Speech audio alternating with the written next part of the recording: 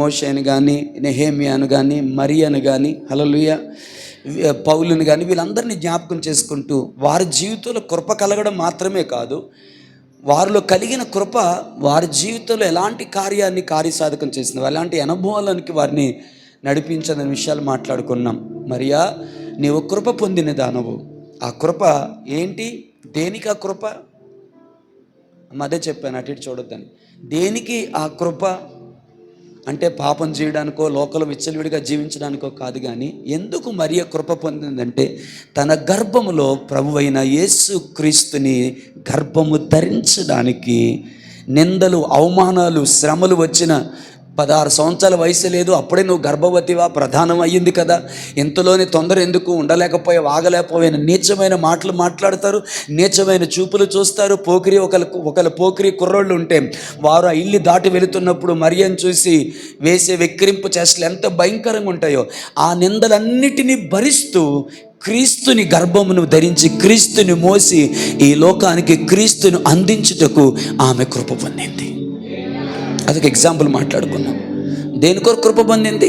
మంచి సింగర్ అవడానికి కాదు, బాగా చదువుకోవడానికి కాదు, అంటే ఇంటలెక్చువల్గా మంచి జ్ఞానవంతురాలుగా అవడానికి కాదు, ఉన్నతమైన చదువులు చదువుకోవడానికి కృప పొందలేదు. దేని కొరకు కృప పొందిందంటే, ఒక పక్క నిందలు, ఆవేదన, వయసుకు మించిన భారం, బాధ్యత ఆమె భుజాల మీదకి వస్తుంటే 16 సంవత్సరాల చిన్న వయసులో, కొంతమంది ఇంకా అన్నారు 14 years అని, ఏమో నాకు తెలియదు, కానీ 16 సంవత్సరాల చిన్న వయసులో ఆమె లోక పాపములు మోసుకొని పోవు దేవుని గొర్రె పిల్లను, లోక పాపములు మోసుకొని పోవు దేవుని గొర్రె పిల్లను, లోక పాపములు మోసుకొని పోవుటకు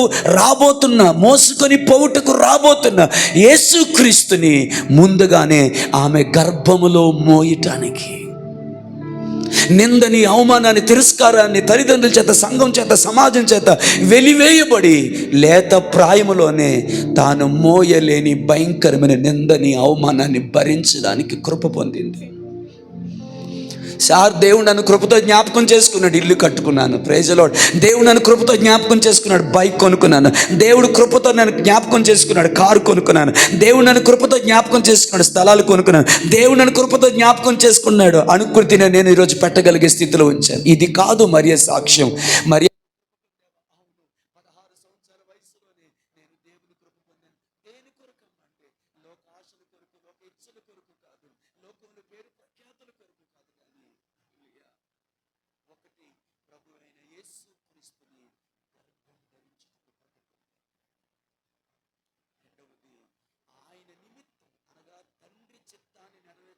చిత్తము నీ దాసురాలను, నీ మాట చొప్పున నాకు జరుగును గాక అని నా జీవితాన్ని ఆయనకి ఇచ్చేసుకున్నప్పుడు ఆ నిందని, అవమానాన్ని భరించడానికి నేను కృప పొందాను.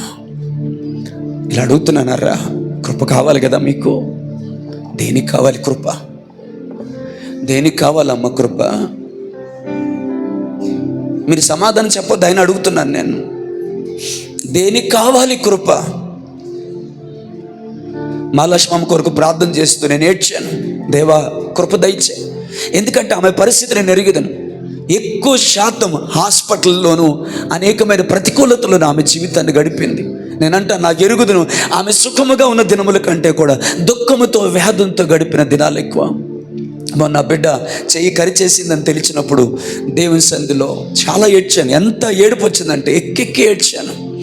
దేవా, ఇవి తొలగిపోమని కాదు, కానీ వాటిని భరించి నీ యందు విశ్వాసం ఉంచుటకు ఆ కుమార్తెకు, ఆ సహోదరికి మీ కృప దయచేయండి ప్రభు అని దేవుని దగ్గర నేర్చాను. కనకరాజు గారు కోల్పోవడం కానీ, రీసెంట్గా సువార్తమ్మ గారికి బాగోకు పడిపోవడం కానీ, ఆ పిల్ల కరిచేయడం కానీ, ఇంట్లో వాళ్ళకి బాగోపోవడం కానీ, మీరు ఎంతమంది మీరు గమనించలే తెలియదు, కానీ నేను గమనించింది ఏంటంటే, ఆమె దుఃఖంతో గడిపిన దినాలు ఎక్కువ. అయినా దేవుని మందిరం మానలేదు, దేవునిని విడిచిపెట్టలేదు. నన్ను ఎందుకు ఇలా చేసావని దేవునిని మహాలక్ష్మమ్మ ప్రశ్నించలేదు. నేను అడిగాను దేవుణ్ణి, దేవా ఇంకా అధికమైన కృప ఆ సహోదరికి దయచేయి. మిమ్మల్ని అడుగుతున్నాను, దేనికి కావాలి ఒక కృప? కావాలంటే ఒక నిరీక్షణతో దేవుడు మాట్లాడాడు అనుకో, లేకపోతే దేవుని ప్రవచన కొరకు నేను చెప్తాను అనుకో, నిరీక్షణ కృప నీకు దేనికి కావాలి అంటే ఏం చెప్తావు?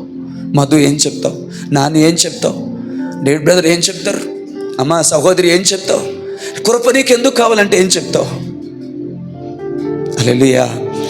నేను సుఖముగా సౌఖ్యముగా సంతోషంగా నా కోరికలు నా ఇచ్చలు నెరవేర్చుకోవడానికి కాదు ప్రభువా. తల్లి గర్భములో పిండముగా రూపింపబడక ముందే, జగత్తుకు పునాది వేయబడక ముందే నీ కోసం నన్ను నిర్ణయించుకున్నావు కదా. ఏ ఉద్దేశముతో నన్ను ఈ లోకంలో మీరు పుట్టించారో ఆ ఉద్దేశం నా జీవితంలో నెరవేర్చబడ్డానికి ఈ ప్రయాణములో, ఈ ఈ ఆత్మీయ ప్రయాణములో, ఈ సేవలో, ఈ పరిచర్లో, హల్లెలూయా హల్లెలూయా హల్లెలూయా ఆమేన్. ఈ సేవలో ఈ పరిస్థితులు, ఎన్ని పరిస్థితులు వచ్చినా, ఈ సేవలో ఎదురైనా ఎన్నో సమస్యలలో నా బలమును చూచుకొని నిరాశ చెందితిని.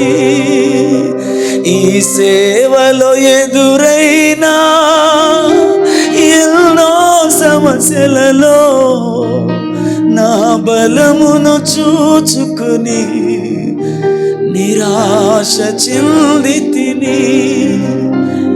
భారమైన ఈ సేవను ఇక చేయలేనని అనుకునగా, ప్రధాన యాజకుడా యేసు నీ అనుభవాలతో బలపరచితివి. ఎడబాయని నీ కృప నన్ను విడువదు ఎన్నటికీ. యేసయ్యా నీ ప్రేమానురాగం నన్ను కాయును అనుక్షణం.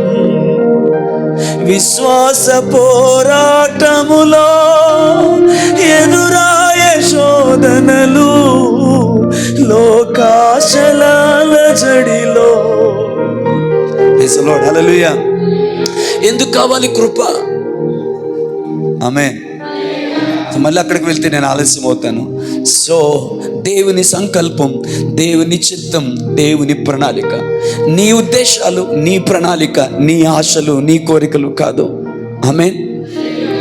దేవుని ఉద్దేశం, దేవుని సంకల్పం దర్శనము ద్వారా, ఆయా దైవజనుల ద్వారా మీ జీవితంలో అది బయలుపరచబడిందా?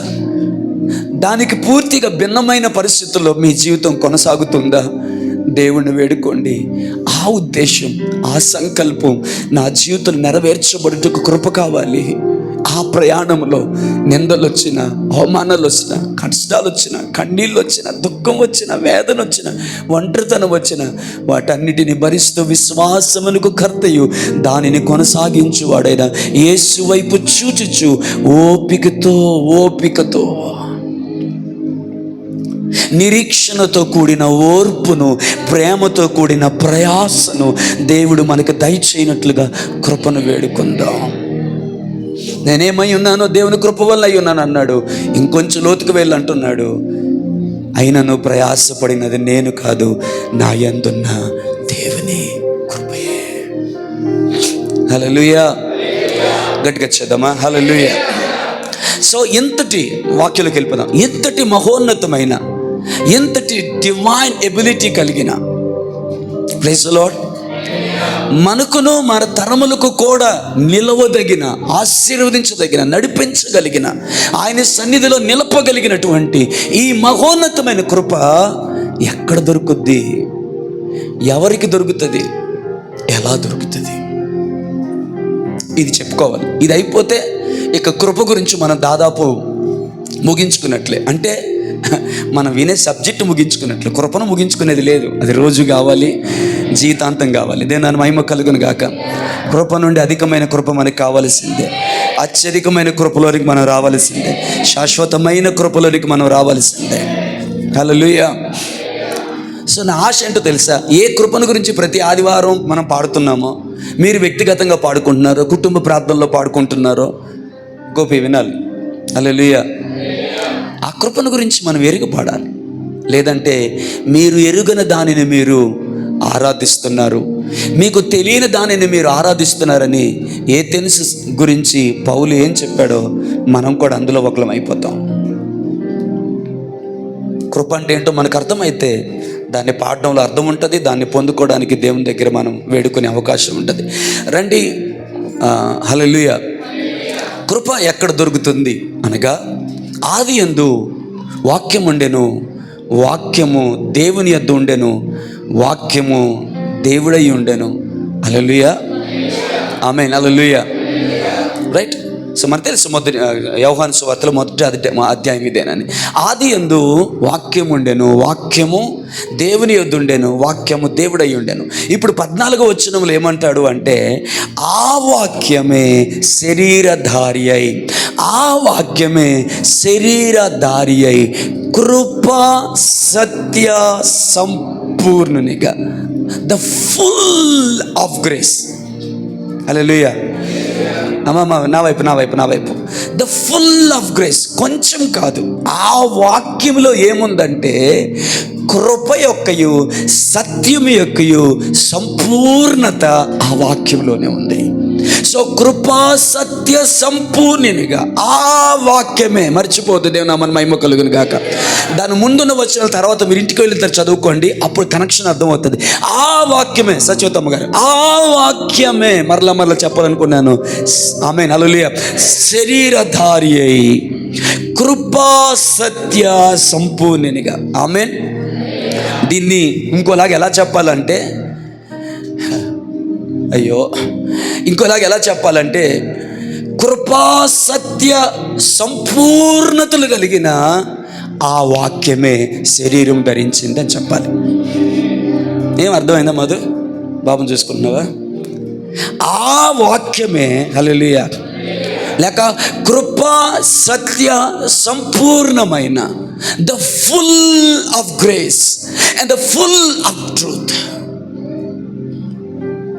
ఆ వాక్యమే సంపూర్ణ కృప. హల్లెలూయా. ఏమైనా అర్థమవుతుందా? ఆమేన్, హల్లెలూయా. మన మహాలక్ష్మమ్మ నాతో అంటున్నారు, ఈ మహాలక్ష్మమ్మ, బాబు మీరు అలా చెప్పండి, మీరు అలా చెప్తేనే మాకు అర్థమవుతుంది, మాకు చదువులేదు కదా. నా ఆశ అది అందరికి అర్థం అవ్వాలని. కొంతమందికి ఈజీగా అర్థం, ఎందుకు ఈ మాటని ఇన్నిసార్లు కృపా సత్యం మాకు తెలియట్లేదా అని అనుకోవచ్చు, కొంతమందికి విసుగు అనిపించవచ్చు. But I know what I'm doing. హల్లెలూయా. కాబట్టి కృప, ప్రస్తుతం సత్యం పక్కన పెడదాం, కృప సంపూర్ణత కలిగినటువంటి ఆ వాక్యమే శరీరం ధరించుకుంది. దేవుని నామానికి మహిమ కలుగును గాక. హల్లెలూయా, ఆమేన్, హల్లెలూయా. ఆ వాక్యము నీలో నివసించినప్పుడు కృప యొక్క సంపూర్ణత నీలో నివసించడానికి అవకాశం ఉంది. దేవుని నామానికి మహిమ కలుగును గాక. దట్ మీన్స్ యంగ్ పీపుల్, యవనస్తులకి, ఓయ్ ఏం జరుగుతుంది అక్కడ? హల్లెలూయా. సో పెద్దవారికి అందరికీ ఏం చెప్తాను తెలుసా? Spend time with the word of God. దేవుని యొక్క వాక్యంతో సమయాన్ని గడపండి. ఆ వాక్యమే కృపా సత్య సంపూర్ణతతో. దేవుని నామానికి మహిమ కలుగును గాక. హల్లెలూయా. So there is a full of grace in the word of God. దేవుని యొక్క వాక్యములో ఏముందంటే కృప యొక్క సంపూర్ణత, లేక సంపూర్ణమైన కృప దేవుని యొక్క వాక్యములో ఉంది. దేవుని నామానికి మహిమ కలుగును గాక. హల్లెలూయా, ఆమేన్. సో వాక్యాన్ని విందాం, వాక్యాన్ని చూద్దాం, వాక్యాన్ని చదువుదాం. ఒక 2-3 ఆమెలు తప్ప మిగతా ఆమెలు ఎందుకో రాలేదు. హల్లెలూయా. అట్లీస్ట్ చదువుకున్న వారని చెప్పగలగాలి కదా. సెల్ ఫోన్ చూద్దాం, సెల్ ఫోన్ విందాం, సెల్ ఫోన్లో మాట్లాడదాం అని నేను చెప్పట్లే, అది ఎలాగా చేస్తున్నాం. హల్లెలూయా. 3 గమనించండి, వాక్యం విందాం, వాక్యం చూద్దాం, వాక్యాన్ని నోటితో పలుకుదాం, ఒప్పుకుందాం. కృప యొక్క సంపూర్ణత నీకు దొరుకుతుంది. మంచిగా చెప్పండి. హల్లెలూయా, హల్లెలూయా. బాబు మాకు చదువు లేదు అంటే, నిజంగా చదువు లేని వాళ్ళకి ఆశ ఉండాలి కానీ ఎవరో ఒకరు బెతువులాడుకొని. ఒక మా అమ్మ 6 బయట కూర్చునేదట. హల్లెలూయా. ఎవరైనా వెళ్ళిపోతుంటే బాబు రా బాబు, ఈ కొద్దిగా ఒక 2 పేపర్లు చదువు పెట్టు అనేదట. హల్లెలూయా. చదువు వచ్చిన వాళ్ళు ఎవరినో ఆ చదువుతూ ఉంటే ఆది యందు వాక్యం ఉండేది, వాక్యం దేవుని, వాక్యం దేవుని యొద్ద, నా వాక్యం సరే ఆది యందు దేవుని యొద్ద, వాక్యం దేవుని యొద్ద ఉండేది. ఇవన్నీ చదువుతూ ఉంటే అలాగ జాగ్రత్తగా విని అవునా బాబు, అలే బాబు అని చెప్పేసి ఆ 2 అధ్యాయాలు ఆ 2 పేపర్లు చదివించిన తర్వాత బాబు వందనాలు బాబు, థ్యాంక్స్ బాబు అని అనేది ఆ అబ్బాయి వెళ్ళిపోయిన తర్వాత ఆ అబ్బాయి కొరకు ప్రార్థన చేసేదట. ప్రభువా, నీ వాక్యం చదివిన ఆ బిడ్డని నేను కోల్పోవడానికి వెళ్ళలేదు. నీ వాక్యంలో సృజనాత్మకమైన శక్తి ఉందని నేను నమ్ముతున్నాను. అది వెలుగునిస్తుందని నమ్ముతున్నాను, అది స్వస్థపరుస్తుందని నమ్ముతున్నాను, అది జీవితాలు బాగు చేస్తుందని నమ్ముతున్నాను. నన్ను దాటి వెళ్ళిపోయిన యవ్వన బిడ్డ జీవితంలో ఈ వాక్యం నెరవేర్చబడాలని ప్రార్థన చేసేదట. అలాగూ కొంతమంది యవనస్తుల్ని ప్రభు కొరకు సంపాదించుకుంది. వారిలో కొంతమంది బలమైన దైవజనులయ్యి దేవుని సేవ చేస్తున్నారు. ఎంత భాగ్యం అండి. పొట్ట వేస్తే అక్షరం ఒక్క రాదు, అది ఆవిడ పరిస్థితి. హల్లెలూయా. అంటే చదువు రానులకి నేను చెప్తున్నాను, ఎవరో ఒకరిని దారిపోయి బాబు 2 మాటలు చదివి పెట్టవా, ఎప్పుడు చదవమంటే వాళ్ళు వెళ్ళిపోయిన తర్వాత ఇంకొకరు వేస్తే వాళ్ళు పిలిచేదారు, బాబు ఈ ఒక్క పేజీ బాబు, నాకు చదువు రాదు బాబు, నాకు వాక్యం అంటే ఇష్టం బాబు, పరిశుద్ధ గ్రంథం ఆయన మంచిది, నేను దేవుడు దీవిస్తాడు ఆయన, కాబట్టి ఒక్క చదువు పోను, ఎక్కువ వద్దు బాబు, ఇక్కడ నుంచి ఎక్కడ చదివి అమ్మా బాబు బాబు కుదిరా కనబడేలా చదువు.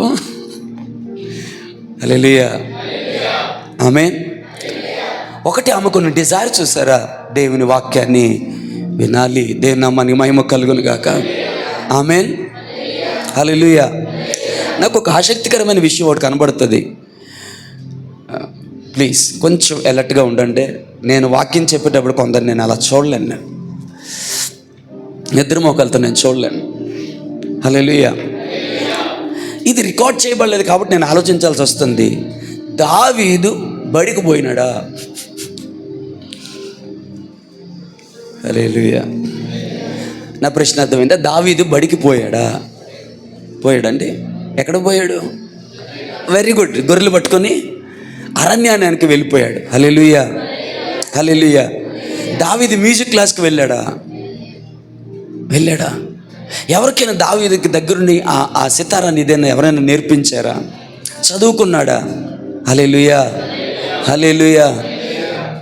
100కు పైగానే కీర్తనలు ఒక అద్భుతమైన సాహిత్యముతోనూ ఉన్నతమైన సంగీతం ఒక రాగంలో దాన్ని అమర్చి పాడుటకు అతడు ఏ స్కూల్కి పోలేదు, కానీ దేవుని కృప తనకు కలిగినందున, దేవుని కృప తనకు దొరికినందున పాటలు రాయగలిగాడు, పాడగలిగాడు, మనకు అందించగలిగాడు. కొన్ని వేల సంవత్సరాల క్రితం అతగాడు రాసిన పాటల్ని ఈరోజు మనం మాట్లాడుకుంటున్నాం. పోయిన ఆదివారం సుజాత నగర్లో 23వ కీర్తన స్టార్ట్ చేసాం మేము.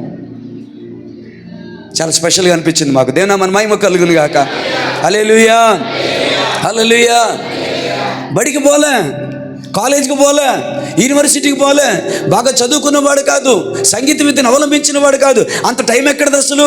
గొర్రెల కాపరి నుంచి డైరెక్ట్గా హల్లెలూయా రాజుగా వచ్చేసాడు.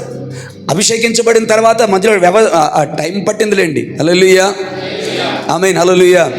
మధ్యలో 15 years గ్యాప్ ఉంది. ఆ 15 yearsలో కూడా హల్లెలూయా గొర్రెలు మేపుకోవడం తప్ప వేరే పని చేసింది లేదు. ఎక్కడికైనా వెళ్ళి కత్తి యుద్ధము, బల్లె యుద్ధము, డాలు యుద్ధము, హల్లెలూయా ఇవన్నీ పట్టుకోవడం, వాటిని ఉపయోగించడం కూడా నేర్చుకున్నది ఏం లేదు. అందుకే అంటాడు, నా వేళ్ళకు పోరాటమును, నా చేతులకు యుద్ధము చేయుట నేర్పినవాడు నా దేవుడే. దేవుని నామానికి మహిమ కలుగును గాక. హల్లెలూయా. ఆ కృప అట్లా కృప దయచేసింది. దేవుని నామానికి మహిమ కలుగును గాక. ఆమేన్. ఇప్పుడు ఆ కృప పొందిన దావీదు అంటాడు, దుష్టుల ఆలోచన చొప్పున నడవక, పాపుల మార్గం నడవక, అపహాసకులకు. ఒకవేళ నేను ఇలా అంటాను, David where did you get this grace? ఈ కృప నీకు ఎక్కడ దొరికింది అంటే మొట్టమొదటిగా చెప్తాడేమో, దుష్టుల ఆలోచన చొప్పున నడవక, పాపుల మార్గం నిలవక, అపహాసులు కూర్చున్న చోట కూర్చుండగాక, యెహోవా ధర్మశాస్త్రనందు ఆనందించుచు దేవారాత్రములు దానిని ధ్యానించేవాడు. David stop. నువ్వు చదువుకోలేదు కదా, దివారాత్రం దాన్ని ధ్యానించేవాడు అంటున్నావు, నువ్వు చదువుకోలేదు కదా. ఆమేన్. నేను బడికి పోతే వచ్చిన చదువు కాదు, కానీ దేవుడి కృప చేత దేవుడు నాకు చదువు నేర్పించాడు. కాబట్టి దివారాత్రములు దాన్ని ధ్యానించచ్చు, దాన్ని ఆనందించి దాన్ని ధ్యానించేవాడు ధన్యుడు. అతడు నీటి కాలవల ఎవరైనా నాటబడినదై ఆకు వాడక తన కాలమందు ఫలమిచ్చు చెట్టు వలె ఉండును. అతడు చేయునదంతయు సఫలమగును. ఇది దావీదునిచ్చి ఇచ్చే అడ్రస్. సెల్ ఫోను, ల్యాప్టాప్స్ పెరిగిపోయిన ఈ రోజుల్లో, ఉద్యోగాలు వ్యాపారాలు పెరిగిపోయిన ఈ రోజుల్లో వాక్యంతో సమయాన్ని గడిపే పరిస్థితి తక్కువైపోయింది. బట్ మీలో ఎవరికైనా కృప కావాలంటే తల్లి వినండి, మీకు ఎవరికైనా కృప కావాలి అనే ఆశ ఉంటే ఈ 4 వారాలుగా విన్నాం కృప గురించి విన్నాం, కృప యొక్క స్థాయిలు విన్నాం, కృపలో ఉండే 3 అనుభవాలు విన్నాం, కృప చేసే 3 కార్యాలు విన్నాం. కొందరి జీవితాల్లో కృప ఎలాగో కార్యసాధకమైంది అనుకున్నాం. ముఖ్యంగా మోషే జీవితంలో ఆ కృప అనుగ్రహించినటువంటి ఆ అపరిమితమైనటువంటి జ్ఞానాన్ని నేను తలుచుకుంటే నా ఒళ్ళు గగురు పొడుస్తుంది. ఆది యందు దేవుడు భూమి ఆకాశములు సృజించిన, భూమి నిరాకారముగాను శూన్యముగా నుండెను, చీకటి అగాధ జలముల మీద కమ్మి ఉండెను, దేవుని ఆత్మ అల్లాడుచుండెను, వెలుగు కలుగును గాక పలకగా వెలుగు కలిగెను. Moses, how would you know this? నీకు ఎలా తెలుసు? సృష్టిని దేవుడు చేస్తున్నప్పుడు నువ్వు పక్కనే ఉన్నావా? లేదు. మరి నీకు ఎలా తెలిసింది? ఇది అబ్రహాముకు తెలియలేదే, యాకోబుకు తెలియలేదే, ఇస్సాకుకు తెలియలేదే. మోషే ఐగుప్తులో పుట్టి పెరిగినవాడా, ఐగుప్తు సకల విద్యలో ఆరితేరినవాడా? How would you know this? ఇవన్నీ నీకెలా తెలిసాయి? నువ్వే కదా ఆదికాండం రాసింది. నేనే రాశాను. మరి బిగినింగ్ దేవుడు తయారు చేసిన సృష్టి నీకెలా తెలిసింది? నాకు తెలియదు. మరి నీకెట్లా ఇవన్నీ రాయగలిగావు? దేవుడు వాటిని నాకు బయలుపరిచాడు. ఆ ప్రత్యక్షతను దేవుడు నాకు ఇచ్చాడు. మీకు మామూలుగా వింటున్నారేమో కానీ నాకు ఆశ్చర్యం అనిపిస్తుంది. అంటే దేవుడు పక్కన కూర్చొని మోషేకి చెప్పాడా, Moses, in the beginning I created the heaven and the earth. You know Moses, the earth was without form and void. భూమి నిరాకారంగా శూన్యంగా ఉండేది. మోసెస్, చీకటి అగాధ జలముల మీద కమ్మి ఉండేది. అక్కడ గొప్ప సంగతోడు చెప్పనా, నా ఆత్మ ఆ జలముల మీద అల్లాడుతుండేది. ఒకరోజు నేను వెలుగు కలుగును గాక అని పలికాను. మోసెస్, వెలుగు కలిగింది అని దేవుడు చెప్పాడా మోషేకి? What a revolution! ఆది కాండంలో ఏదైనా తోటలో ఆదామవ్వలు దిగంబరులుగా ఉన్నారా? నో, నీకు తెలుసా? అది సర్పము మోసగించిందా కుయుక్తి చేత? నీకన్నా తెలుసు. మోషే, నువ్వు ఆ రోజు ఏదైనా తోటలో ఉన్నావా? నో, నేను లేను. మరి నీకన్నా తెలుసు. God has revealed what he has done. ఇంకో మాట నన్ను ఆకర్షించింది. ఆయన ఏమి చేశాడో అది ప్రత్యక్షపరిచాడు. ఆయన ఏం చేస్తున్నాడో అది ప్రత్యక్షపరిచాడు. ఆయన ఏం చేయబోతున్నాడో అది కూడా ప్రత్యక్షపరిచాడు. అందుకే నేను చెప్పగలిగాను, నా వంటి ఒక ప్రవక్తను మీలో ఉంచి దేవుడు లేపుతాడన్న సంగతి, జరగబోయే సంగతి నేను ఎలా చెప్పగలిగానంటే, God gave me that revolution. ఎట్లా దొరికింది నీకు ఆ కృప? నేను ఆయన దగ్గర ఏడ్చుతున్నప్పుడు దొరికింది. నేను ఆ దగ్గర ప్రార్థన చేస్తుంటే ఆయన నాతో ఇలా అన్నాడు, మోషే, నీ పేరును బట్టి నేను నిన్ను ఎరిగి ఉన్నాను, నీ మీద నా యొక్క కృపను నేను కనపరిచిన వాడి అన్నాను. ఆమేన్. అది కదా కృప యొక్క ఉన్నతమైన స్థానం. ఆమేన్. గట్టిగా గట్టిగా హల్లెలూయా, ప్రైజ్ ది లార్డ్, హల్లెలూయా, హల్లెలూయా. ఆమేన్.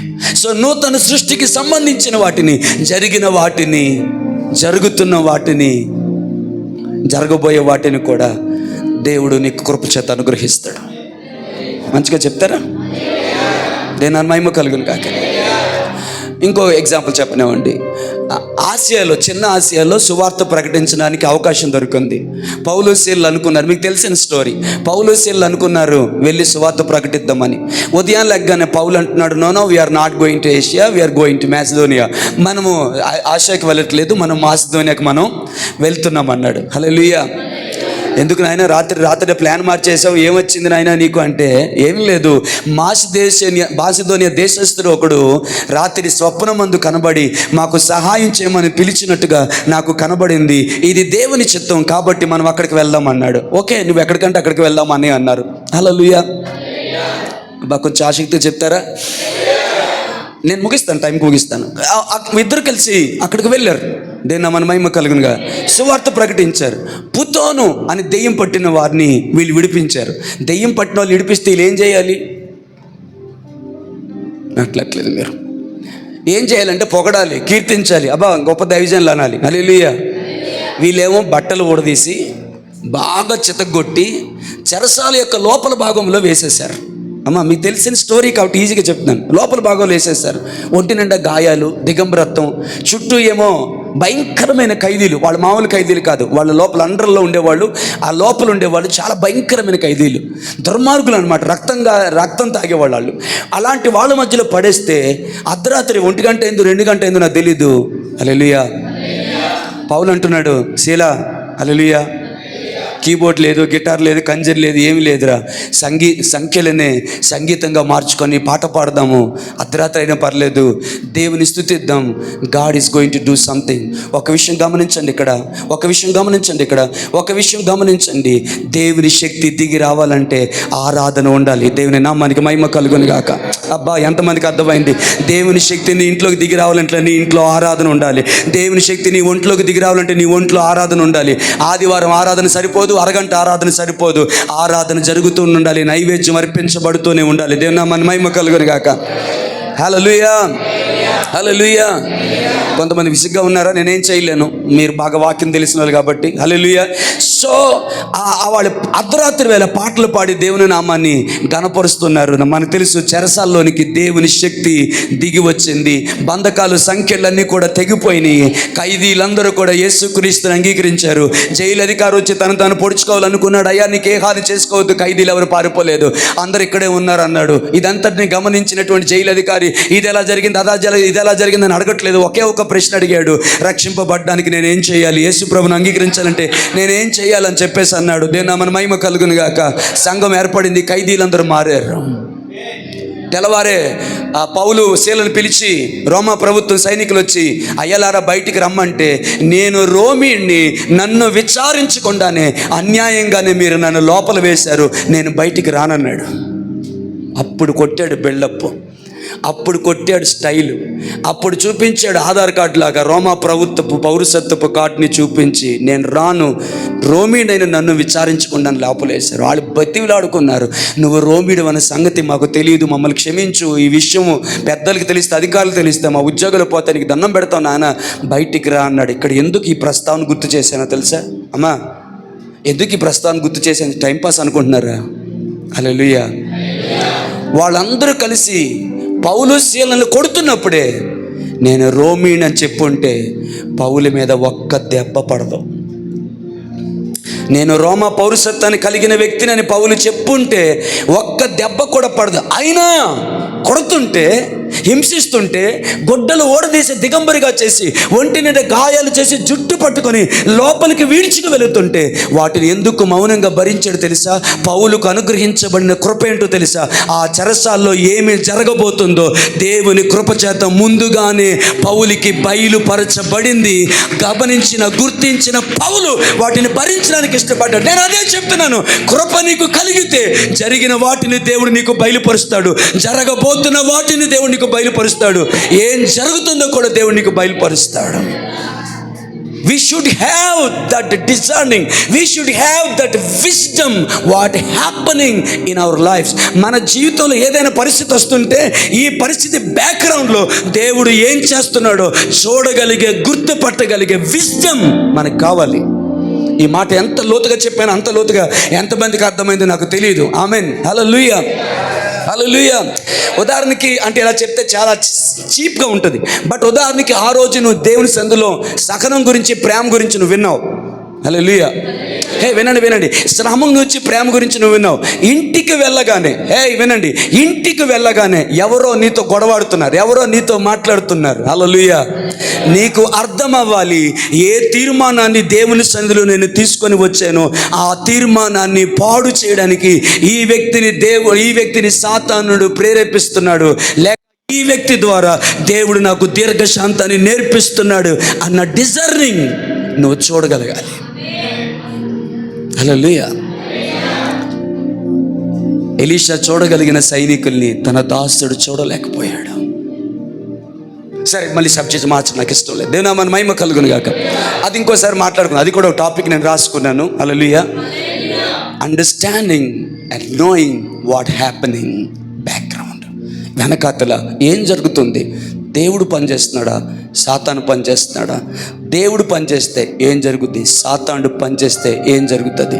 దేవుడు పనిచేస్తే నేను ఎలా రెస్పాండ్ అవ్వాలి, సాతానుడు పనిచేస్తే నేను ఎలాగ రెస్పాండ్ అవ్వాలి? హల్లెలూయా, హల్లెలూయా. అది మనం డిజైనింగ్ చేయగలగాలి. దేవుడు అట్టి కృపను దయచేయను గాక. దేవుని నామానికి మహిమ కలుగును గాక. కొంతమంది సూర్యమంటూ వింటున్నారు, ఏమైంది నాయన? సరే, హల్లెలూయా, ఆమేన్.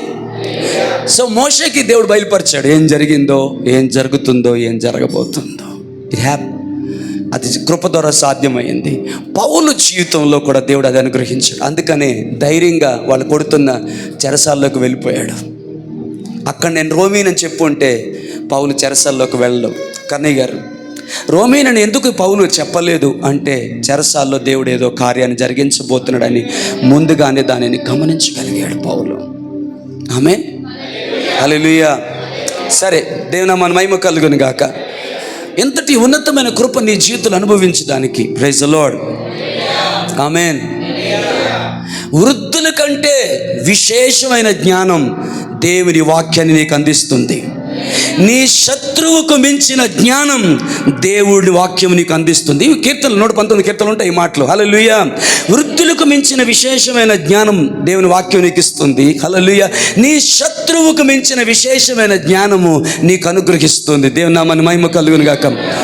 సరే, అట్టి జీవము కలిగిన దేవుని వాక్యం, ఇది ఇంట్రడక్షన్ అనుకోండి, వచ్చారు వివరిస్తాను.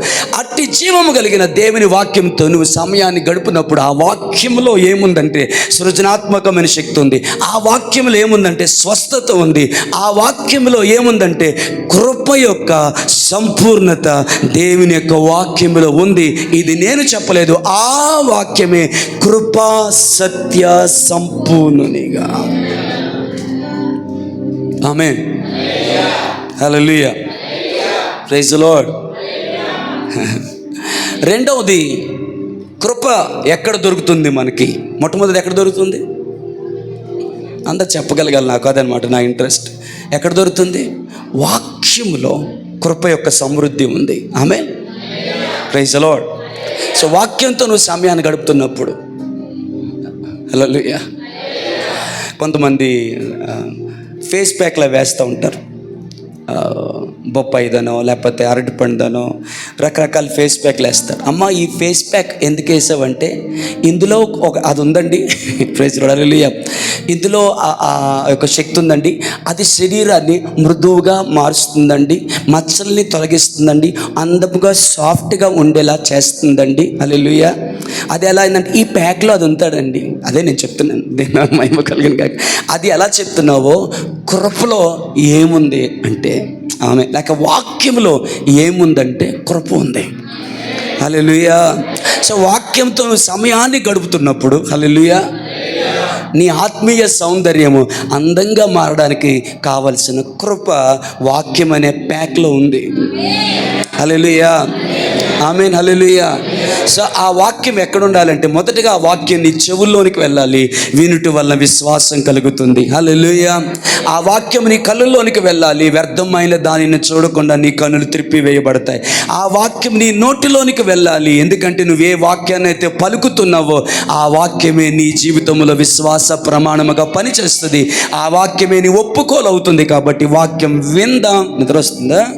వాక్యం విందాం, వాక్యం చూద్దాం, వాక్యాన్ని మాట్లాడదాం.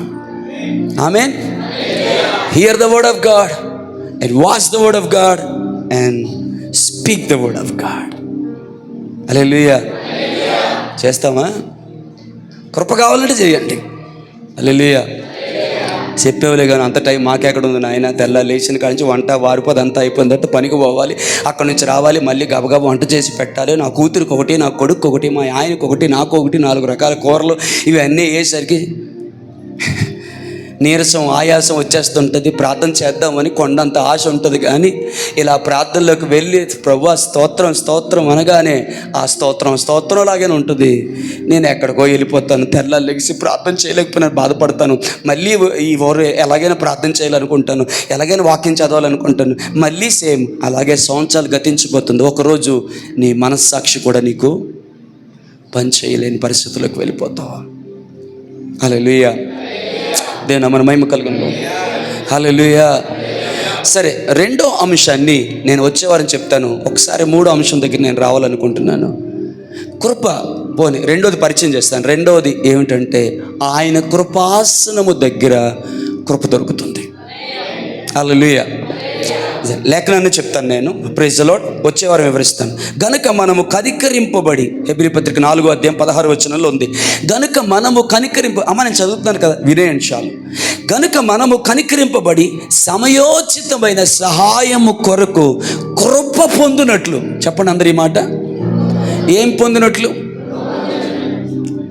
నేను చెప్పపోయినా పర్లేదు కానీ అని చెప్పకండి. చండాలంగా ఉంది, చండాలంగా నవ్వకండి. అది మీరు నవ్వడానికి నేను జోక్ చేయలేదు. దేవుని వాక్యం విషయంలో మనం ఎంత చండాలంగా ఉన్నామో చెప్తున్నాను నేను. దానికి నవ్వెందుకు? మనకు నిజంగా ఆసక్తి ఉంటే ఆసక్తితో చెప్పాను కృప పొందునట్లు అని చెప్పగలిగేవాళ్ళు. సరే, సమయోచితమైన సహాయం కొరకు కృప పొందునట్లు. చెప్పండి, కృప పొందునట్లు ధైర్యముతో కృపాసమున దగ్గరకు చేరదాం.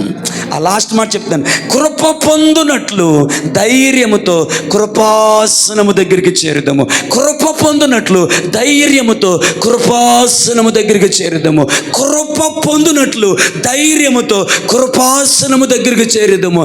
అందుకే ఆ సింహాసనానికి ఏమని పేరు పెట్టాడంటే కృపా ప్లస్ సింహాసనము, కృపా సింహాసనం, కృపాసనం. హల్లెలూయా. కృప యొక్క సమృద్ధి కలిగినటువంటి, కృపా సత్య సంపూర్ణుడైనటువంటి ఆయన సింహాసనం కృప కలిగినది.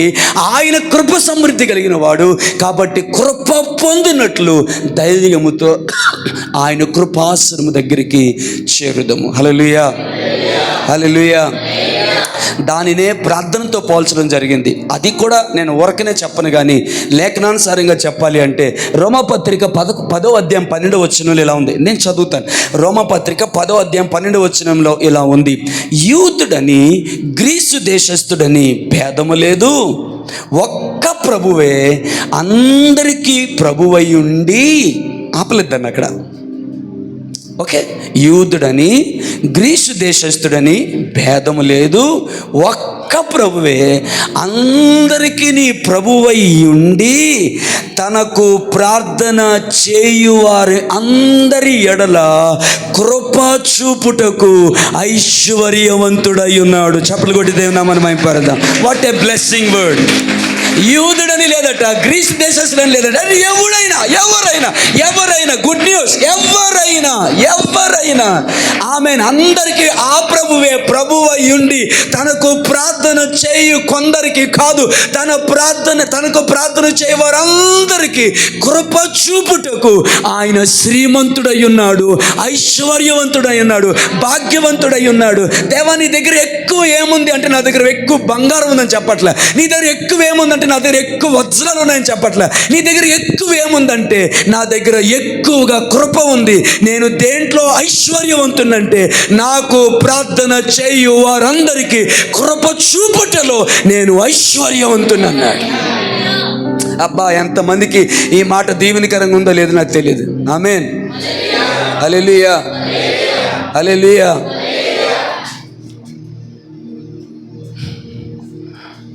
ఓకే, అంటే మీలో కొంతమందికి సరే ప్రైజ్ ది లార్డ్, హల్లెలూయా, అర్థమైందో లేదో నాకు తెలియదు. తనకు ప్రార్థన చేయు వారందరి ఎడల కృప చూపుటకు.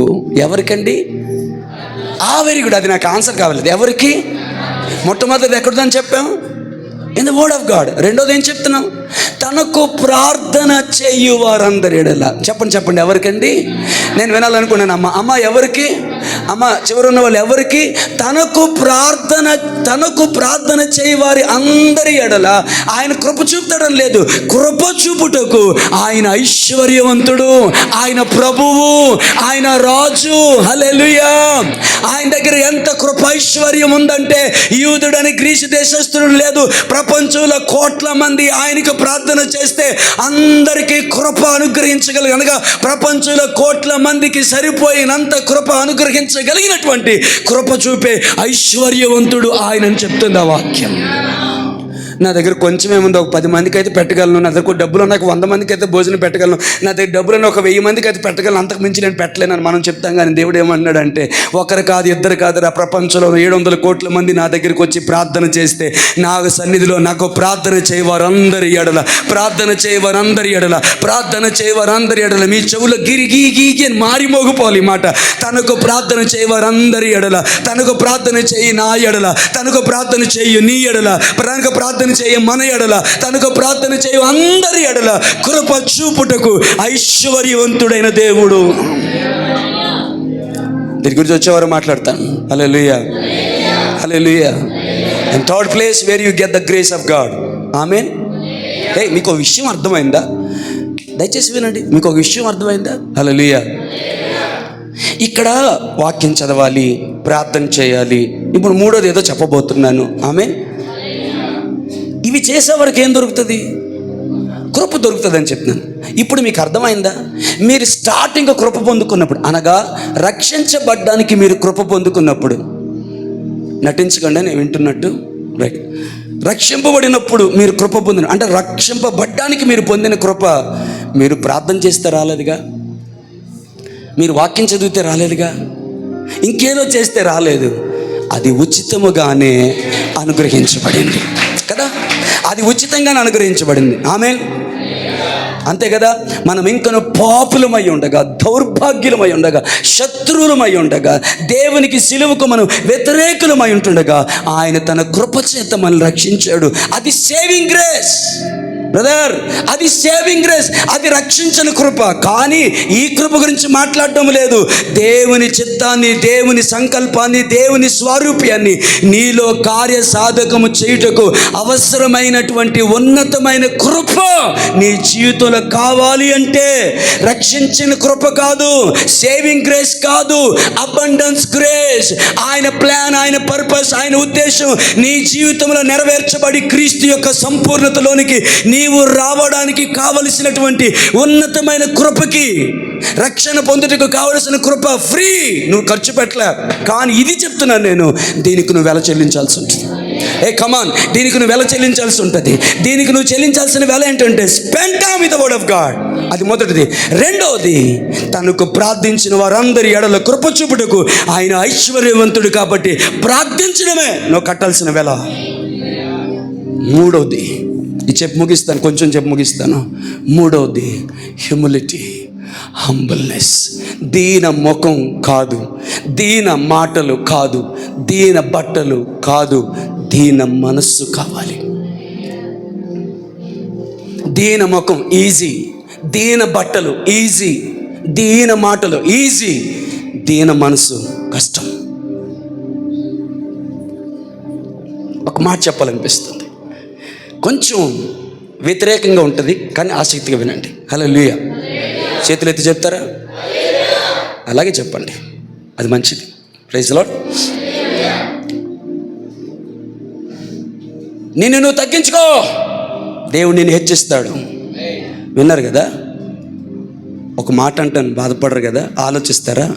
ఈ స్టేట్మెంట్ రాంగ్ అంటున్నాను. బాబా బాబా బాబా, థ్యాంక్ యూ. హల్లెలూయా. ప్లీజ్ అండి, మీరు అలాగా ఉంటే నాకు బాధ అనిపిస్తుంది. బ్రదర్స్ ప్లీజ్ ప్లీజ్, బ్రతులాడుతున్నాను బ్రదర్. ఒకళ్ళ పేరు చెప్పి నేను అవమానపరచలేను, అందుకే బ్రదర్స్ అంటున్నాను. ప్లీజ్ బ్రతుమాలుతున్నాను. పాస్టర్ గారు ఆ స్టేట్మెంట్ రాంగ్ అన్నారంటే మీరే రాంగ్. తగ్గించుకుంటేనే కదా హెచ్చింపబడతాం. ఆ స్టేట్మెంట్ రాంగ్ అంటారండి మీరు. అది రాంగ్ అంటే నా ఉద్దేశం మీకు అర్థం అవ్వాలి. హల్లెలూయా. వింటారా జాగ్రత్తగా? బ్రదర్స్ వింటారా? పాస్టర్ గారు ఆ స్టేట్మెంట్ రాంగ్ ఎలా అవుతుంది పాస్టర్ గారు అంటారా? కొంచెం జాగ్రత్త వినండి. హల్లెలూయా. నానా తగ్గించు. ఇప్పుడు నేను మోజీకి చెప్పాను అనుకోండి, మోజీ తగ్గించుకో, దేవుడు నేను హెచ్చిస్తాడని. హల్లెలూయా. ఇప్పుడు మోజీ తగ్గించుకున్నాడు అనుకోండి, దేవుడు నన్ను హెచ్చిస్తాడు అని మోజీ తగ్గించుకున్నాడు అనుకోండి. చాలా జాగ్రత్త వినండి. దేవుడు నన్ను హెచ్చిస్తాడని తగ్గించుకునే తగ్గింపులోనే చాలా గర్వం ఉంది. కొంచెం మంది అయినా కనెక్ట్ అయ్యారా లేదా? దేవుడు నన్ను హెచ్చిస్తాడు కాబట్టి నేను తగ్గించుకోవాలని తగ్గింపులోనే అసలైన అహంకారం అంతా ఉంది. బైబిల్లో ఏ ఒక్కరు కూడా దేవుడు వారిని హెచ్చిస్తాడని వారు తగ్గించుకోలేదు. వారు తగ్గించుకున్నారు కాబట్టి దేవుడు వారిని హెచ్చించాడు.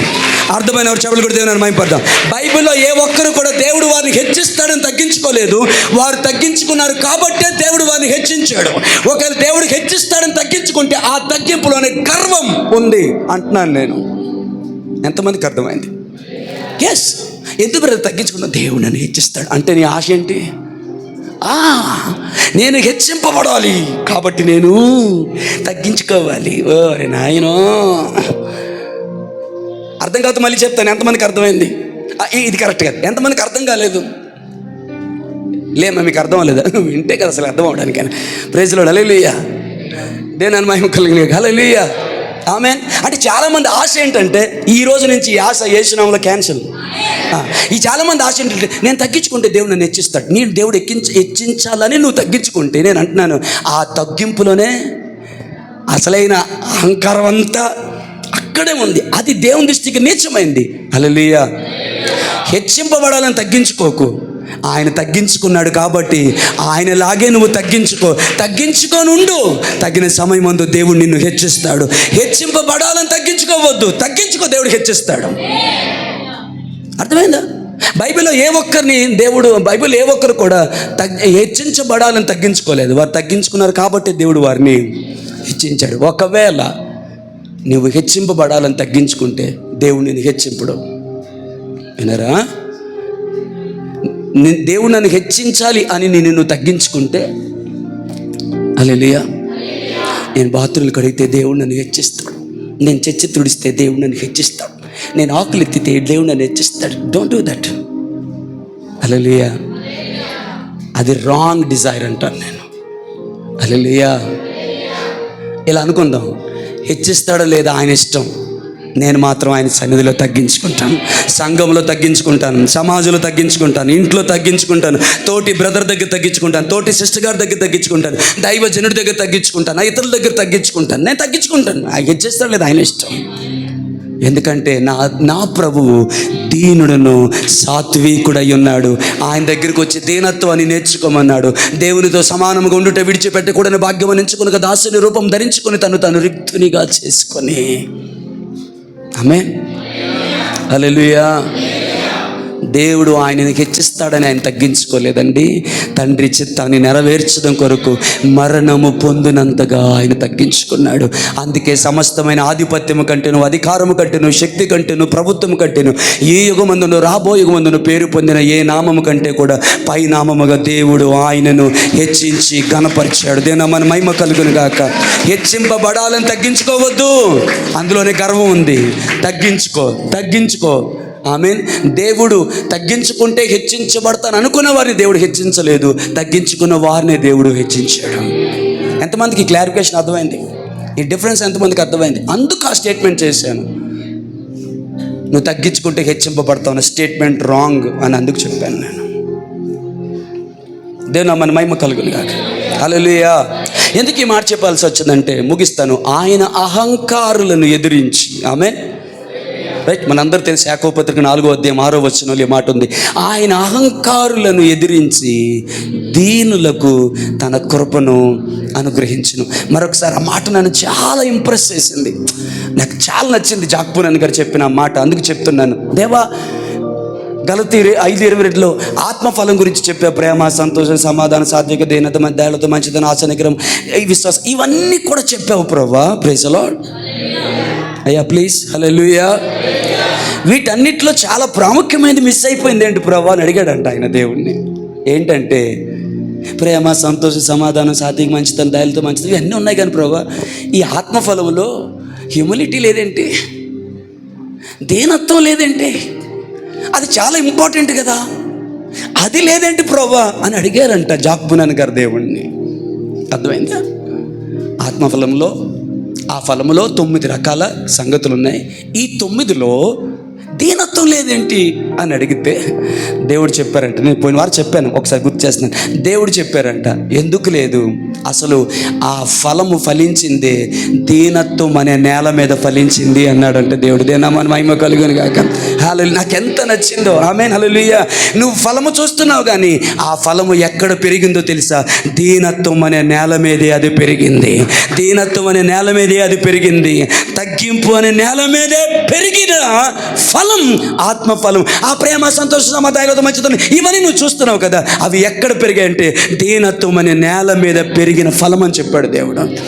నాకెంత నచ్చిందో.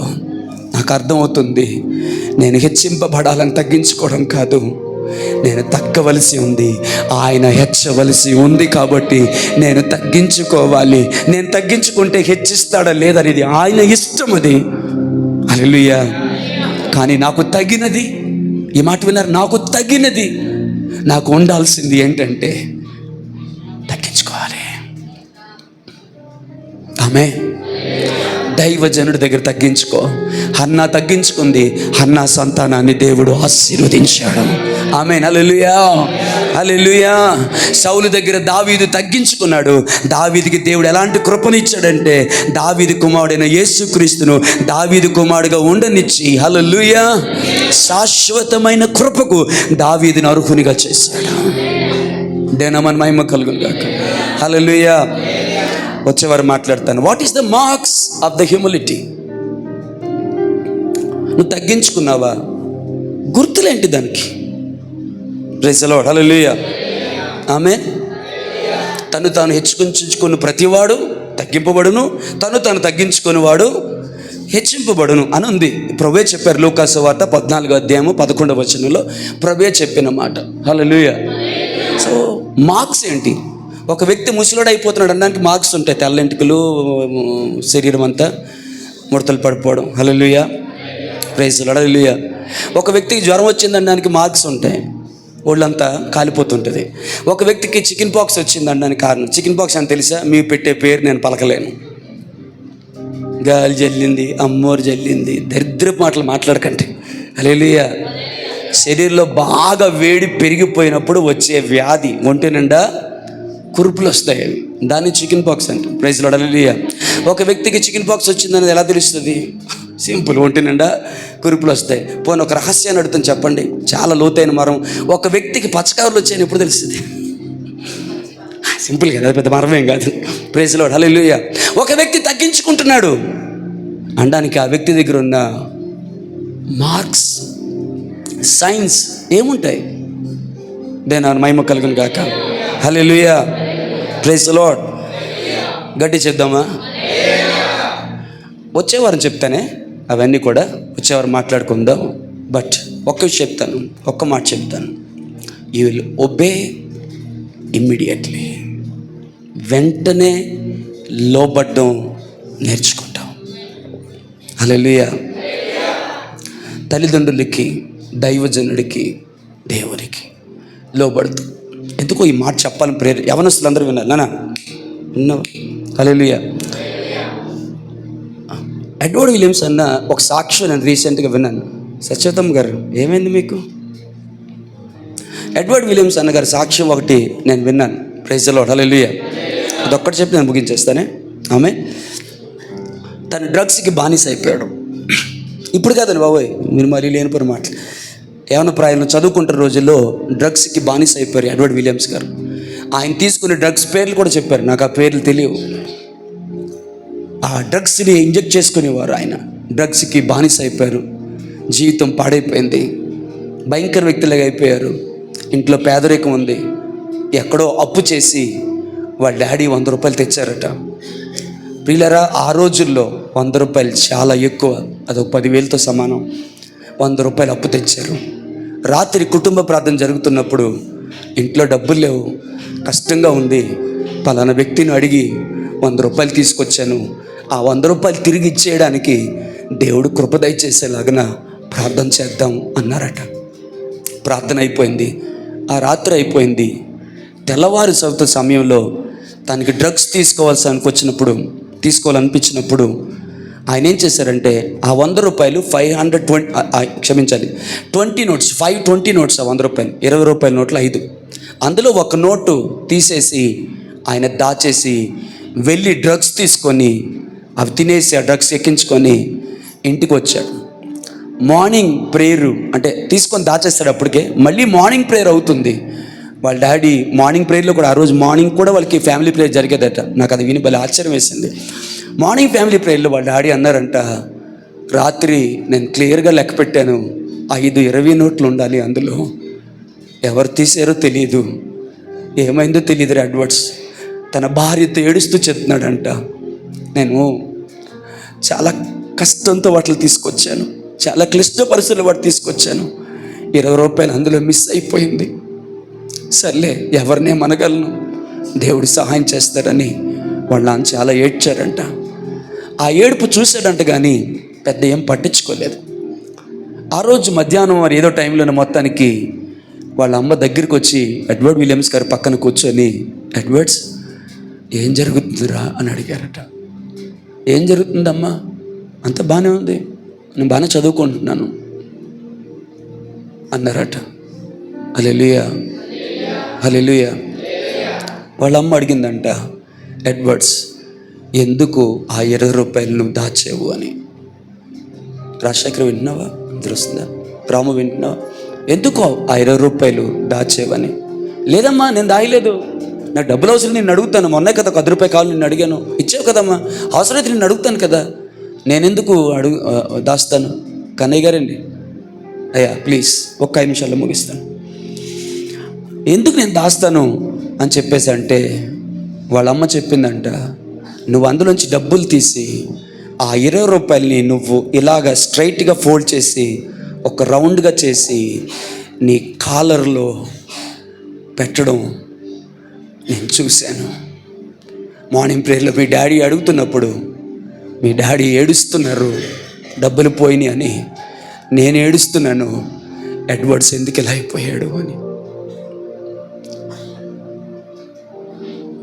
వాళ్ళ అమ్మ చేయి పట్టుకొని, అమ్మా సారీ అన్నాడంట. ఆయన ఈ మాట చెప్పినప్పుడు ఒక మాట అన్నారు, కొంతమంది చాలా ఏదైనా ఒక సందేశం విన్నప్పుడు వారు మారాలంటే మనస్సాక్షి గద్దించబడాలి, లేకపోతే ఉపయోగం లేదు. యేసుక్రీస్తుని రాళ్ళు పెట్టి కొట్టడానికి వచ్చిన వాళ్ళు మనస్సాక్షిలో గద్దించబడి వాళ్ళు వెళ్ళిపోయారు ఆ మాటకి. నేను డ్రగ్స్కి బానిస అయినప్పుడు చాలా పెద్ద ప్రసంగాలు నేను విన్నాను, అవేమీ కూడా నా మనస్సాక్షిని కదిలించలేకపోయినాయి. కానీ మా అమ్మ చేయి పట్టుకొని, యవనస్తులు వినండి, మా అమ్మ చేయి పట్టుకొని ఐఎమ్ సారీ అమ్మా నన్ను క్షమించు అంటే, నీ సారీ నేను యాక్సెప్ట్ చేస్తే నువ్వు ఇంకెప్పుడు డ్రగ్స్ తీసుకోనని మాట ఇవ్వరా, నీ సారీని యాక్సెప్ట్ చేస్తాను అని చెప్పి అంటే, అలా కాదమ్మా నన్ను క్షమించమ్మా అంటే ఆయన ఏడుస్తూ చెప్పిన మాట, గెట్ లాస్ట్, నీ ముఖం నాకు చూపించగల వెళ్ళిపోరు ఇక్కడి నుంచి అని లేచి మా అమ్మ ఏడ్చుకుంటూ వెళ్ళిపోయింది. దైవజనుడు ఏడుస్తూ చెప్పిన మాట, నా తల్లి ఆ మాట పలకగానే నాకు ఊపిరి ఆగినంత పని అయిపోయింది. నాకు మా అమ్మ అంటే ఇష్టం. మా అమ్మ అలా నన్ను వదిలిపెట్టి వెళ్ళిపోయింది, నాతో ఇంక మాట్లాడుకో, గెట్ లాస్ట్, ఇక్కడి నుంచి నేను నీతో మాట్లాడినని వెళ్ళిపోయింది. అమ్మ అలా వెళ్ళిపోయింది, నేను అలాగ దేవుని సన్నిధిలోకి వెళ్ళిపోయాను. ఆయన సన్నిధిలో కన్నీరు కార్చి చాలాసేపు ఏడ్చాను. ఇక్కడ చాలామంది యవనస్తులు ఉన్నారు, మీ అమ్మ ఎంత ఏడుస్తున్నా, మీ నాన్న ఎంత ఏడుస్తున్నా, దైవజనుడు ఏడుస్తున్నా, ఒరే మీ దౌర్భాగ్యపు అలవాట్లు వదులుకోలేని పరిస్థితిలో మీరున్నారు. దీనత్వం అంటే ఏంటో తెలుసా? మాట చెప్పగానే లోబడ్డం. అలాగ లోబడితే ఆయన కృప చూపుటకు ఐశ్వర్యవంతుడైనటువంటి దేవుడు. వెళ్ళిపోదామయ్యా, నిద్రొచ్చేవాళ్ళు వెళ్ళిపోదాం. కానీ ఒక మాట నేను తెగించి అంటున్నాను, బాధపడినా పర్వాలేదని అంటున్నాను. ఈ మాట తల్లి మీద ఒట్టేసి, నీ మీద ఒట్టమ్మా నువ్వు చచ్చినంత ఒట్టని తల్లి మీద ఒట్టేసి అబద్ధాలాడే దౌర్భాగ్యపు పనులు చేసేవాళ్ళు మన మధ్యలో ఉన్నారు. కానీ ఎడ్వర్డ్ విలియమ్స్ అన్న వాళ్ళ అమ్మ, గెట్ లాస్ట్, నువ్వు నాతో మాట్లాడొద్దని వెళ్ళిపోతే అది తట్టుకోలేక ఆయన ఏడుస్తూ చెప్పినప్పుడు నాకు 2 అర్థమయ్యాయి. ఒకటి, యేసయ్య మీద తనకున్న ప్రేమ అర్థమైంది. రెండోది, వాళ్ళ అమ్మ మీద తనకున్న ప్రేమ నాకు అర్థమైంది. ఆయన ఏడుస్తూ మాట అన్నారు, పెద్ద ప్రసంగాలు నన్ను చేయించలేకపోయా, కానీ మా అమ్మ నన్ను గసిరి వెళ్ళిపోతే నేను తట్టుకోలేకపోయాను. ఎట్లా వస్తాను మా అమ్మ గసిరిన, ఆ గసుడు నాలో లోతైన పశ్చాత్తాపాన్ని నాలో కలిగించింది అని. ఎంతమంది యవనస్తులు మీ కళ్ళ ముందు మీ తల్లిదండ్రులు ఏడవట్లేదురా? అమ్మ ఏడుస్తుంది, నాన్న ఏడుస్తున్నాడు. నేను చెప్తున్నాను, ఆ కన్నీళ్ళని దేవుడు చూస్తున్నాడు. నీ తండ్రి యొక్క వేదన దేవుడు చూస్తున్నాడు. నీకు భయం కలగాలని చెప్తున్నాను. నేను ఆత్మచేత ప్రేరేపించబడ్డా, నేను కట్ చేయొచ్చు వాక్యాన్ని. నీ తల్లి యొక్క వేదన కన్నీటిని దేవుడు చూస్తున్నాడు. రాత్రింబగళ్ళు కష్టపడి చెమటోర్చి నేను పెద్దది చేసి, ఇంత దాన్ని చేస్తే, ఇంత వాడిని చేస్తే, వాళ్ళ మీద ఒట్టేసి, వారి ప్రాణం మీద, వారి ఆరోగ్యం మీద ఒట్టేసి నువ్వు చేసే నీచమైన పనుల్ని, వాళ్ళు కార్చే కన్నీటిని దేవుడు చూస్తున్నాడు. ఎడ్వర్డ్ అన్నకి వాళ్ళ అమ్మ గసిరిన గసురుడు గుండె లోతులకు దూసుకొని వెళ్ళిపోయి దేవుని దగ్గర ఏడ్చి, దేవా నీ కృప నాకు దయచేయి, ఈ భయంకరమైన డ్రగ్స్ నుంచి నన్ను విడిపించమని ప్రార్థన చేస్తే దేవుడు తన ఆత్మచేత దైవజనుని నింపి ఆ డ్రగ్స్ నుంచి దేవుడు విడుదల చేశాడు. దేవుడు నిన్ను కూడా విడుదల చేయగలడు. ఆ తల్లి యొక్క గర్దింపు తన జీవితాన్ని ఎంతగానో ప్రభావితం చేసింది. నీ కళ్ళెదురుగా నీ తల్లి ఏడుస్తున్నా, మీలో కొంతమంది, నేను చెప్తాను, నేను ఒకళ్ళు ఉద్దేశించి మాట్లాడుతున్నాను, ఎవరికైనా అనిపిస్తే ఎగ్జాక్ట్గా అవుననే చెప్తాను. నేను చచ్చిపోతే నీకు బుద్ధి వస్తుందిరా, నేను చచ్చిపోతే నువ్వు మారుతావురా, నేను చచ్చిపోతే ఇవన్నీ జరుగుతాయా, చెప్పరా, నీకు కావాలంటే పట్టాల మీద తలపెట్టేస్తానని నీ తల్లి నిన్ను అంటున్నా నీ మనసు కరగట్లేదంటే, అలాంటి తల్లి మీద ఒట్టేసి కూడా నీ బతుకు మారట్లేదంటే నువ్వెంత దిగజారిపోయావో, ఎంత దిగజారుడి స్థితిలో ఉన్నావో అర్థం చేసుకో. దానికి నేను పెట్టే పేరేంటో తెలుసా? అహంకారం.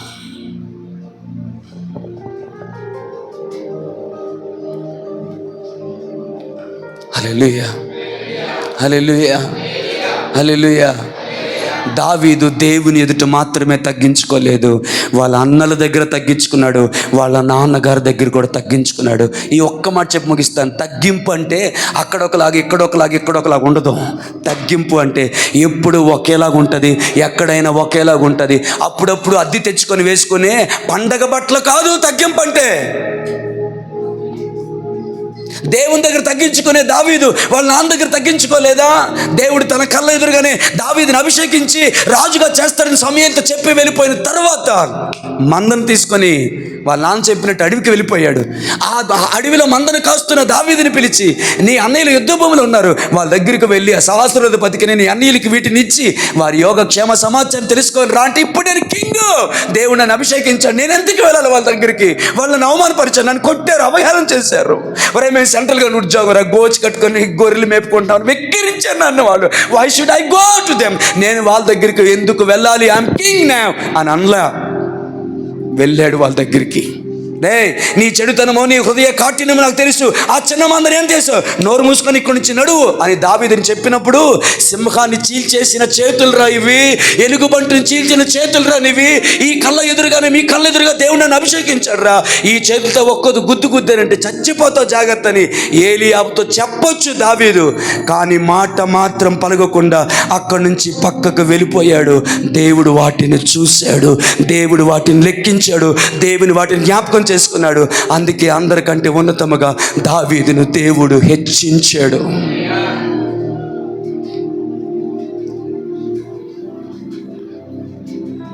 సేవకుడు గర్దిస్తే తిరగబడతావా? సేవకుడు గర్దిస్తే ఇది మంచిది కాదని చెప్పి తిరగబడతావా? ఆయనంత పరిశుద్ధులా, వీళ్ళంత పరిశుద్ధులా, వాళ్ళంత పరిశుద్ధులా అని చెప్పి వారి రహస్య జీవితాన్ని బయట పెట్టడానికి పూనుకుంటావా? నువ్వు తగ్గించుకుంటున్నాను అనుకుంటున్నావా? నా దగ్గర వదిలే. నీ గుండె పగిలితే ఇప్పుడు ఆమెలో ఒక మాట చెప్తాను, నీ హృదయ అహంకారాన్ని దేవుడు చూశాడు. ఇప్పుడు తగ్గించుకునే మనసు నీకుంటే మరి ఎన్నడూ నేను అలాంటి పని చేయను. ఆయన గర్దింపుని నేను తీసుకుంటానే తప్ప మారు మాట నేను మాట్లాడను. నీ ఎదుట నేను దీన మనసు కలిగిన దానిగా, దీన మనసు కలిగిన వాడిగా నేను ఉండాలనుకుంటున్నాను ప్రభువా. నా తగ్గింపు, ఆ బిడ్డ చాలా తగ్గింపు, ఆ బ్రదర్ చాలా తగ్గింపు, సామ్యూయల్ జాన్ గారికి చాలా తగ్గింపు. మనుషులు చెప్పడం కాదు, దీన మనసును కోరుకునే దేవుడు చెప్పగలగాలి, దేవుడు సర్టిఫై చేయగలగాలి, దేవుడు అంగీకరించగలగాలి, దేవుడు ఆమోదించగలగాలి. Is humble person. Samuel John is humble person అని మీరు చెప్పడం కాదు, సామ్యూయల్ జాన్ హంబుల్ పర్సన్ అని నా దేవుడు చెప్పగలగాలి. ఎప్పుడు చెప్తాడంటే, ఇతరులు తప్పు చేసినప్పుడు వాళ్ళని ఏదైనా అడిగితే వాళ్ళ తప్పులాలు తెలియ, వాళ్ళ బతుకులాలు తెలియవని నేను తిరిగి నిందించినప్పుడు కాదు. దైవజనుడు నేను గర్దిస్తే ఆయన పెద్ద పెద్ద మాటలు వాళ్ళు, ఆయనేమైనా బుద్ధిమంతుడా, వాళ్ళేమైనా బుద్ధిమంతులా, వీళ్ళేమైనా బుద్ధిమంతులా? ఒక్క మాట దైవజనుడిగా చెప్తున్నాను, నీ హృదయ అహంకారాన్ని, నీ తిరుగుబడతానని దేవుడు చూస్తున్నాడు. అదే కావాలంటే అలాగే ఉండు. లేదు, దేవుని సన్నిధి మన మధ్యలో ఉంటున్న ఈ సమయంలో if you want to say sorry to God, అవును ప్రభా నేను అలా మాట్లాడి, నన్ను ప్రేమించి నా కొరకు కన్నీరు కార్చిన దైవజనుడిని నేను అవమానపరిచాను, తను ఎట్టివాడైనా అది మీకు సంబంధించిన విషయం. నేను ఎవరిని మాట్లాడడానికి, నేనెందుకు నోరు తెరిచి నా అహంకారాన్ని వెళ్ళగొక్కున్నాను. ఐఎమ్ సారీ, నన్ను క్షమించు ప్రభువా. మరి అన్నడు నా నోట్లోంచి అలాంటి మాటలు రావు అని నువ్వు చెప్పగలిగితే, నేను చెప్తున్నాను, ఇప్పటికిప్పుడు దేవుడు నిన్ను యాక్సెప్ట్ చేస్తాడు, ఇప్పటికిప్పుడు దేవుడు నిన్ను అంగీకరిస్తాడు. కానీ క్వశ్చన్ ఒకటే, ఇంకా కఠినంగానే ఉంటావా? నన్ను ఉద్దేశించే ఈ మాట అన్నారు పాస్టర్ గారిని, కఠినంగా ఉంటావా? లేక తగ్గించుకొని I'm sorry lord, I never say it again, నేను ఇంకొకసారి నాడు కూడా అలాగూ నేను పలకను ప్రభా, యాక్సెప్ట్, నన్ను అంగీకరించను. నువ్వు ప్రార్థన చేయగలిగితే ఆమేన్, దేవుడు నిన్ను యాక్సెప్ట్ చేస్తాడు. మనుషులు ఎదుట నువ్వు ఎలాగున్నా పర్లేదు, దేవుని ఎదుట నీవు దీన మనసు కలిగిన వానిగా, ఆమేన్, తగ్గింపు కలిగిన వానిగా దేవుడు. మీ దీన మనసు ఎవరికి కావాలి చెప్పండి? ఎవరు కోరుకుంటున్నారు? మీలో దీన మనసు కోరుకునేది ఎవరు? అమ్మ చెప్తారు, మీలో దీన మనసుని కోరుకుంటుంది ఎవరు? నాలో దీన మనసుని కోరుకుంటుంది ఎవరు? దేవుడు. ఇప్పుడు ఎవరు సర్టిఫై చేయాలి? మనుషుల దృష్టిలో సామ్యూయల్ జాన్ చాలా దీనుడు, చాలా హంబుల్, ఆయనకి ఎంతో దీనత్వం అండి. అక్కడ కూర్చోమంటే అక్కడ కూర్చుంటారండి, ఇలా ప్రేయర్లు చెప్తారండి, ఆయన మాటల్లోనే ఆయన దీనత్వం అంత కాదు. మనుషులు చెప్పారు, విన్నాను, ఇలాంటి బోల్డ్ విన్నాను నేను. కానీ నాకు హ్యాపీనెస్ అది లేదు. నాకు కావలసింది హృదయ రహస్యాన్ని ఎరిగిన నా దేవుడు చెప్పగలగాలి, ఆయనలో దీనత్వం ఉంది అని. అలాంటి దీనత్వం నాలో ఉన్నప్పుడు ఒక్కొక్క చోట, అవసరమైన చోట నటించే దీనత్వం కాదు ఉండదు. అది నా సహజ శైలిగా, నా జీవన శైలిగా, నా లైఫ్ స్టైల్గా అది మారిపోతుంది. ఆమేన్. ముగించేసుకుందామా? చాలా టైం అయిపోయింది. హల్లెలూయా, హల్లెలూయా. ఫస్ట్ వాక్యం ఎక్కడ దొరుకుతుంది? కృప చెప్పాలి కొద్దిగా చెప్పాలి. ఎక్కడ దొరుకుతుంది? వాక్యం. రెండోది ఎక్కడ దొరుకుతుంది? ప్రార్థనలో, ఆయన కృపాసనం దగ్గర దొరుకుతుంది. మూడవది ఎక్కడ దొరుకుతుంది? దీనత్వంలో దొరుకుతుంది. సో వచ్చేవారు చెప్దాం దీనత్వం యొక్క మార్క్స్ ఎలా ఉంటాయి. ఒక్క మార్క్ చెప్పాను నేను. ఆ మార్క్ చెప్పేటప్పుడు నాకు ఎడ్వర్డ్ విలియమ్స్ అని చెప్పిన సాక్ష్యం గుర్తొచ్చి యవన బిడ్డలతో చెప్పాలనిపించింది. నన్ను వింటున్నావా? ఫోన్ వదిలే. యవన బిడ్డలతో చెప్పాలనిపించింది. హల్లెలూయా, హల్లెలూయా. బాగున్నా బాగోపోయినా, నచ్చినా నచ్చకపోయినా, ఆమేన్, నీ తల్లిదండ్రుల మాటకు నువ్వు విధేయతను చూపించగలిగితే అక్కడే నీ దీనత్వం ప్రారంభమవుతుంది. ఆమేన్. అమ్మ నన్ను ఎందుకు వెతుకుతున్నారు? నా తండ్రి పనిలో నేను ఉండాలని మీరు ఎరుగురా అన్నాడు. 12 ఏళ్ల వయసు అప్పుడు ఆయనకి. నా తండ్రి పనిలో నేను ఉండాలని మీరు ఎరుగరా అని చెప్పిన యేసయ్య మీరు వెళ్ళండి నేను వస్తాను అనలేదు. ఆ మరుక్షణం వారితో పాటు ఆయన వెళ్ళిపోయాడు. అది దీనత్వం అంటే. తెలుసు ఆయన తండ్రి పని మీద వచ్చాడు, ఆ తండ్రి పనిలో ఉండాలని, బట్ స్టిల్ చెప్పగానే వారితో ఆయన లేచి వెళ్ళిపోయాడు. ఇలాంటి హ్యూమిలిటీ తన చిన్న వయసు నుంచే దీనత్వాన్ని ఆయన నేర్చుకున్నాడు. ఆయన పొందిన మహాశ్రమలలో ఆయన విధేయతను నేర్చుకునేను. ఆయనే నేర్చుకునేను అని ఉంది. నేను వచ్చారని చూపిస్తాను రెఫరెన్స్. మరి మన సంగతి ఏంటి బ్రదర్? ఆయనే నేర్చుకుంటే, నేర్పరి అయిన వాడే నేర్చుకుంటే మనం ఎంత నేర్చుకోవాలి? ఆమేన్. ఆయన అహంకారులను ఎదిరించును, దీనులకు తన కృపను అనుగ్రహించును. కళ్ళు మూసుకొని ప్రార్థన చేసుకుందాం. Anybody is there to say sorry to God? I don't want to see your hands. మీ చేతులు నేను చూడాలనుకోవట్లేదు. If you want to say sorry to God, దేవునికి నువ్వు సారీ చెప్పాలంటే మోకాళ్ళే. వేయగలిగిన వారు, వేయలేని వారు పర్వాలేదు. మోకాళ్ళు వేయగలిగిన వారు, అవకాశం ఉండి వేయకపోవడం వద్దు, వేయగలిగిన వారు మీరు మోకరించండి. ముగించుకుందాం. 11:20 అయిపోయింది ఈరోజు. I'm sorry.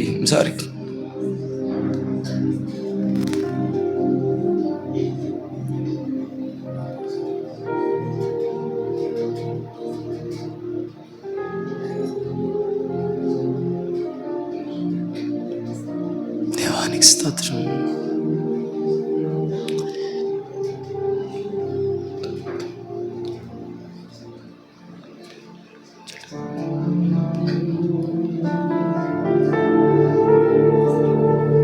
పలుమార్లు వైదొలగినాను పరలోక దర్శనము నుండి, విలువైన నీ దివ్య పిలుపుకు నే తగినట్లు జీవించనైతి. అయినా నీ ప్రేమతో నన్ను దరి చేర్చినావు. అందుకే గైకొనుము దేవా ఈ నా శేష జీవితం. శరణం నీ శరణం, శరణం నీ శరణం, ఆ శరణం నీ శరణం, శరణం నీ శరణం. ఇదిగో దేవా నా జీవితం, ఆ పాదమస్తకం నీకంకితం. తమ్ముడా, మనసులో ఏమైనా బాధ కలుగుతుందా? అమ్మ మీద ఒట్టేసావు, నాన్న మీద ఒట్టేసావు, బైబిల్ మీద ఒట్టేసావు. మనుషుల కొరకు, వ్యర్థమైన వాటి కొరకు వారు చచ్చిపోయినా పర్వాలేదా? ఎంత దౌర్భాగ్యం ఇది!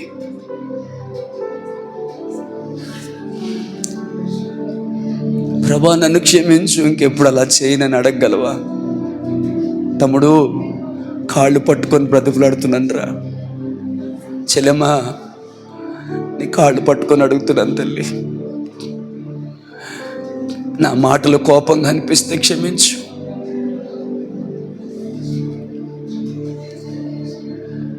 ఎవరు ఏమన్నా దాన్ని అంగీకరించలేకపోయావు, తిరిగి వారినే నిందించావు, అవమానపరిచావు, వాళ్ళ సంగతి తేల్చాలి అనుకున్నావు. మరి దేవుని ఎదుట నువ్వు దీన మనసుతో నిలబడగలవా?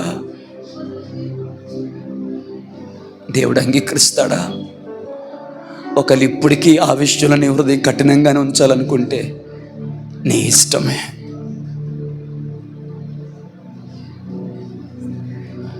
లేదు దేవా, మనుషులు ఎదుట కాదు కానీ నీ ఎదుట నేను యోగ్యమైన దానికి ఉండాలనుకుంటున్నాను. ఎవరు ఎలా ఉంటే నాకెందుకు, నేను నీ ఎదుట నమ్మకంగా ఉన్నానా లేదనేది నాకు ముఖ్యం కదా. ఎవరు గద్దించినా, ఎవరు సరిచేసినా ప్రేమతో దాన్ని స్వీకరిస్తాను ప్రభా. మరలా ఎన్నడూ కూడా అలాగా నేను మాట్లాడనని దేవునికి మాట ఇవ్వగలవా? బలవంతం ఏమీ లేదు, నీకు నచ్చితేనే. కానీ ఒకటి చెప్తాను, నువ్వు అలా చేస్తే ఇప్పుడు దేవుడు నిన్ను అంగీకరిస్తాడు. దేవునికి ఇష్టమైనది ఏంటో తెలుసా? బలులు కాదు, విరిగి నలిగిన హృదయం, పశ్చాత్తాపం దేవునికి ఇష్టం.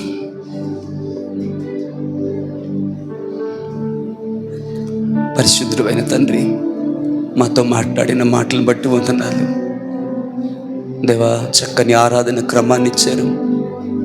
పిల్లలు మంచిగా నాయన విలియం కేరీ గురించి, జాన్ వెస్లీ గురించి వారు మాట్లాడడానికి కృపనిచ్చారు. అలాగనే మేము కొన్ని సంగతులు జ్ఞాపకం చేసుకునే అవకాశాన్ని ఇచ్చారు. మీ వాక్యం ద్వారా మాట్లాడారు. మీ వాక్యంలోనే కృప యొక్క సంపూర్ణత ఉందని,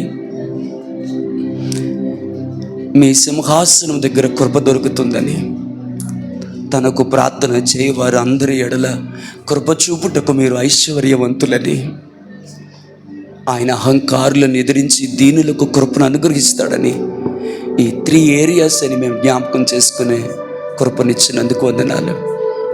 అత్యధికమైన కృప మాలో కార్యసాధకమగుటకు మీ వాక్యంతో సమయాన్ని గడిపి, ప్రార్థనలో సమయాన్ని గడిపి, దీన మనసు కలిగి జీవించే ఆ రమ్యమైన యోగ్యమైన జీవితంలోనికి నడిపించి మహిమ పొందమని మా ప్రభువైన యేసుక్రీస్తు నామములో ప్రార్థించి వేడుకుంటున్నాం తండ్రి.